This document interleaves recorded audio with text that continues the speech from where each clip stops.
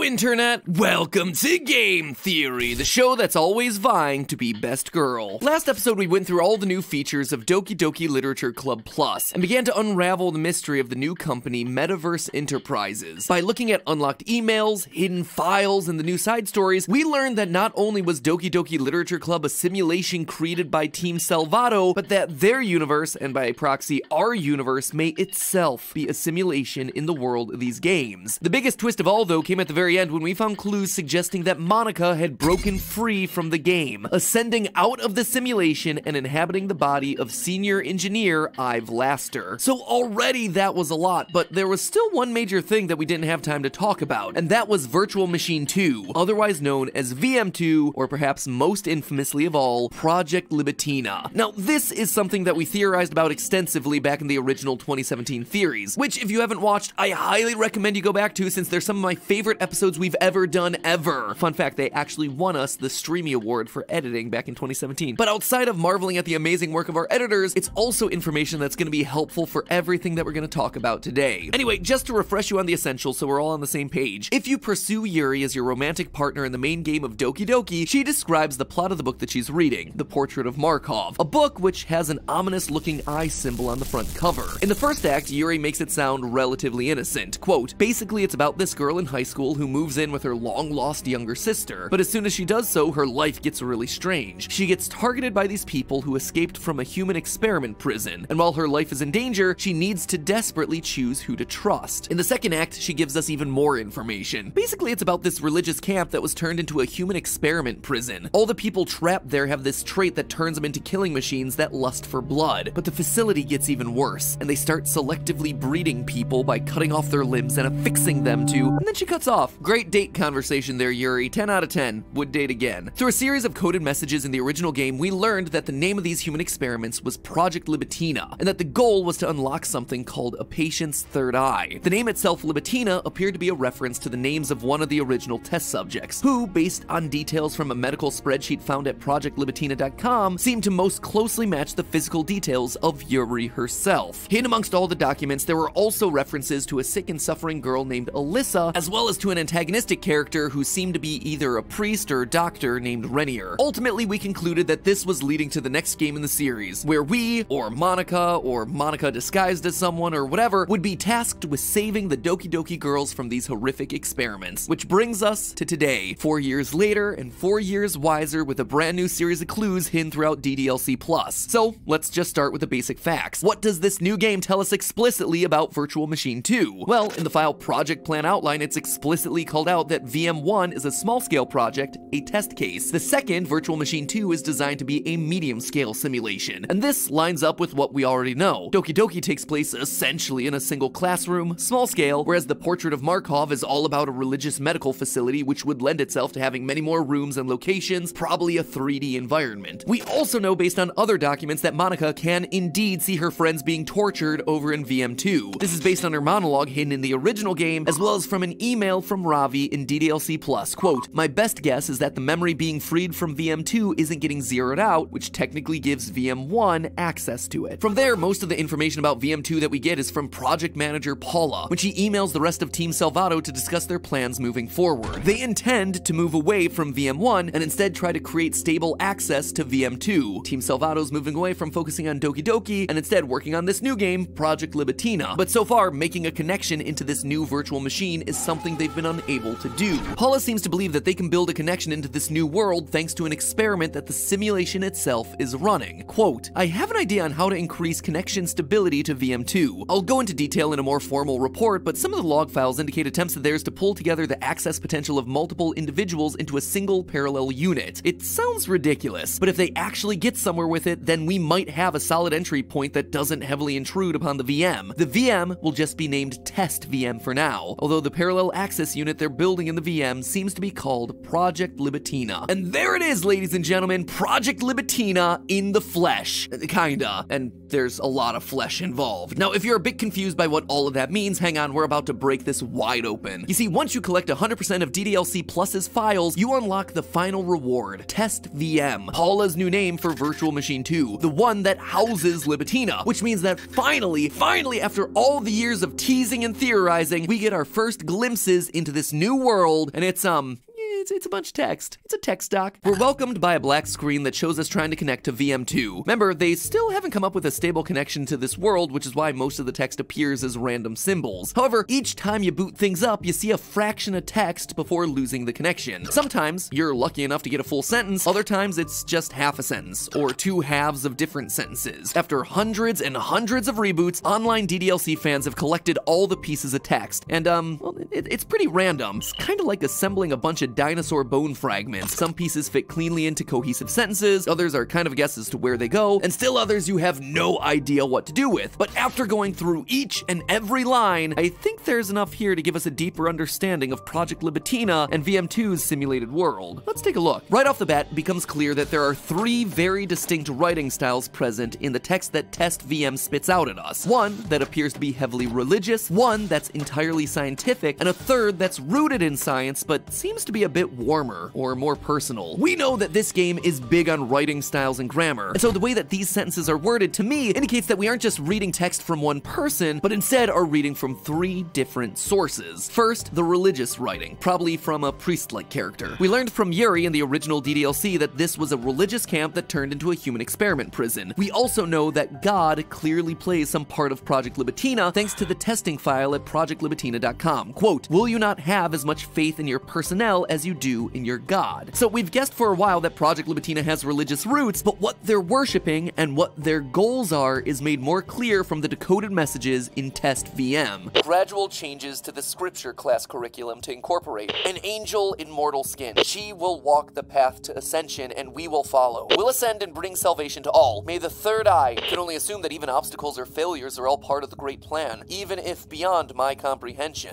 Should seek purpose. Purpose ignites a will to live, a will to suffer for have died, so that those most worthy will be able to ascend. That first line confirms the idea that this is some kind of religious camp. There's a curriculum. People are being taught, which is often a part of cult life, allowing them to essentially brainwash the victims. The writer also has some level of awareness that the world they're in is not all there is. There's a push towards ascension. Wait, I thought we were done with Kanye Quest. But in all seriousness, this religion turned cult seems to sense that there's something above, a higher power, that an angel or chosen one will be able to lead them to a higher state of being. Little do they suspect that it's actually a bunch of sweaty computer programmers watching their every move in a series of cubicles. Whoopsie! But what's really interesting is how they speak about the third eye. Yep, that old chestnut is back, and it's back in a big way. The one line that we've seen so far feels reminiscent of the Christians saying, "The Lord be with you, and also with you." It's a sort of greeting, or something that you just say to other members of your belief system. Here it seems to be, "May the third eye guide you, help you, save you." All possibilities, but it's clear that the third eye is a religious symbol and a foundation of the faith. The third eye appears to be something that a few are blessed with, but is clearly the key to the ascension that the writer desires. Lastly, we have confirmation that the writer knows about all the deaths that are happening in the cult. His line about people dying so that the others who are worthy can ascend shows that he believes that all of these sacrifices are worth it. So could this priest also be the doctor that we learned about in the test notes from the first game? Quote from there, "Libitina has not yet recovered from the termination of XXXXX and is not expected to do so in the near future. You are choosing to avoid the measures necessary to prevent a repeat scenario, Doctor. Will you not have as much faith in your personnel as you do in your God?" Makes sense, right? Willingly testing and killing patients, believing them to not be worthy in the pursuit of the perfect specimen that'll help them achieve the goal of ascension, an angel in mortal skin. My theory is that this mystery character, this priest/doctor doing all this writing, is Renier, the guy that we heard about from the redacted poem found in the original DDLC. In that redacted poem, we see the writer describe Renier's information to be a complete and utter lie. However, Renier himself seems convinced of his methods and is associated with screams of torture. Both Renier and this first character in Test VM seem to believe that their sacrifices are worth it, that in order to ascend to a higher plane, you gotta crack a few eggs. Or, you know, in actuality, selectively breed a bunch of children, sever a bunch of body parts, assemble it all into a giant psychic machine so you can reach your greater computer programmers. That is as reductive as I can make this whole situation. The next group of text that I want to show you gives us a far deeper, more detailed understanding of what exactly is going on inside Project Libitina. Indicates only 80% or less of nutrients and medical supplements are needed to keep the body alive, compared to the non-amputated control. Meters in diameters, so that a 0.5 meter gap between each body will Due to the factual style of the writing, as well as the use of measurements and percentages, this text seems to be a research report. And it reaffirms what Yuri was talking about in Portrait of Markov, cutting off limbs and putting them all together for some purpose. And now we understand. It seems like they're combining body parts of those with strong third eye potential in order to ascend, to reach that higher plane of existence. To them, they're pulling their resources to reach out to their god, their creator, but we know better. They're not wrong about reaching out to their creator, but he ain't some dude hanging out in the clouds. He's a bunch of people chatting it up over Discord. And we already know that for as disgusting and horrible as their tactics are, it's also kinda working. Their experiment will indeed allow Team Salvato to reach back out to them. Think back to what Paula said in her email. I have an idea on how to increase connection stability. Some of the log files indicate attempts of theirs to pull together the access potential of multiple individuals into a single parallel unit. One angel blessed with the ability to communicate with God. The rest of the text from this section gets really dark. Quote, all have functional reproductive systems. Then we could produce new, potent children with incredible efficiency. And sudden death would be at 9 months each, a total of 36 would reach peak efficiency, with about 1 week per. By age 5, children testing above the threshold will be transferred to Wing A, while all are speculated to improve third eye potency by puberty. The new children are generally obedient, but with the introduction of more unpleasant activities, we should consider tests focusing on each of these emotional responses to determine which adulthood to receive professional training in. They are actively breeding children to have greater third eye potential, being raised in the facility, and eventually being subject to experiments, or what is probably better described as torture, in order for them to open their third eyes. It's legitimately very scary and very disturbing. If I were to guess, it's here where Sayori, Yuri, and Natsuki fit into the story. They're children that were raised as part of that selective breeding child grooming experiment, and it'll be our job in this new game to figure out who is who and help them to wake up. As Monica said in her final monologue, they should, if they remember their time with me in the other worlds, they should remember what I tell them. And now we get to what I think is the most interesting part of the test VM. This last source seems different. It's still scientific, but it's personal too. Asking and responding to questions, discussing personal opinion and hypotheses rather than just laying out discoveries. I believe this character is a high-ranking scientist working at the facility of Project Libitina. Here, I'll let it speak for itself. Beyond the eyes of the public, decades of favorable reputation don't have a third eye struggle to understand what current science tells them. I am disregarding the only prison is our material world. The gate of the Nexus extends beyond any comprehension of the material world. Name implies death, but of what? Only the material self. Our mission to become free of the material self is distanced from the religion which the Academy was once known to practice. Religion requires faith. This is undeniable truth. The observable changes in physical appearance, however small, already prove this to be more than the usual spiritual nonsense. Now this tells us a lot. The religious cult is called the Academy, but clearly things have changed in recent times. We're seeing, through the eyes of this character, the transformation of the Academy from an entirely religious venture to a scientific experiment. This view, however, is not accepted by the public. Again, as we read, it's implied that years of reputation have been washed away by their belief in the potential of the third eye, and that those with third eye potential do seem to have some subtle physical difference from normal humans. These lines of text also tell us that the ascension that they're trying to reach, our world, is called the Nexus in their world. And there's even more text coming from this individual, all about a mysterious new figure. Has become an increasingly scientific endeavor thanks to absolute genius and has made incredible contributions to Project Libitina, despite having no third,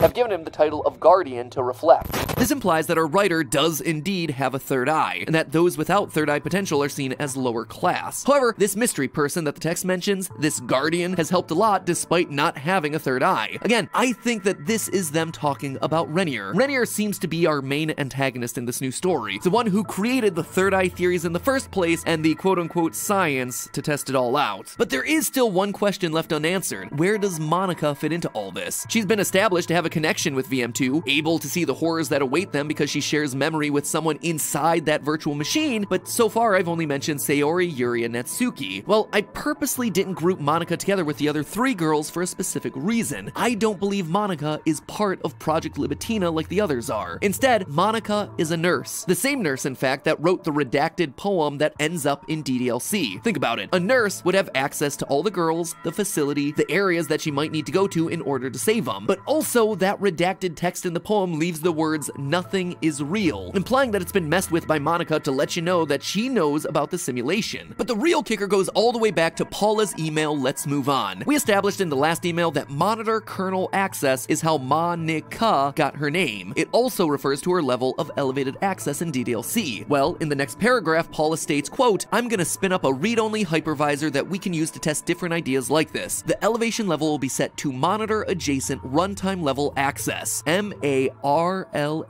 Marla, the name of our nurse, and it's the name of Virtual Machine 2's Monica variant. That runtime level access, by the way, is important. It means that in this game, this version of Monica isn't going to be all-knowing or all-powerful. She's just a nurse that's scared for these girls. And although she might not know the bigger picture, our Monica does, the one originating from DDLC. And remember, she's running around inside the body of Ive Laster. 2 Monicas, one inside the game, one outside the game. This is even hinted at by another line of text from the scientist in the test VM. But my third eye shows me 2 of them I can't make sense of. So now that DDLC Plus has introduced the metaverse, I think this new game, whatever they decide to call it, has a couple options open for how it might end up playing. First, we might be jumping in and out of the game, using Marla's runtime level access to help Sayori, Yuri, and Natsuki inside the new simulation Project Libitina, while using the metaverse desktop to edit, move, and delete files and computer settings with the help of DDLC's Monica posing as Ive, even helping the girls to escape the simulation entirely, just like Monica did. Or there's option 2. Maybe it'll be a perfectly normal game on the surface where you'll have to socially engineer your way to figuring out who is who in these new skins and how to earn their trust without tipping the scales or scaring them away to tell the authorities. Or maybe there's option 3. It's a normal game that shatters into something completely different when you name a character Monica, Yuri, Natsuki, and Sayori. Who knows? There are just lots of different directions to take the idea. Just be on the lookout for any games about human experiments, angels, ascension, or people named Marla. Those will be our first clue. But hey, that's just a theory. A game theory. Thanks for watching.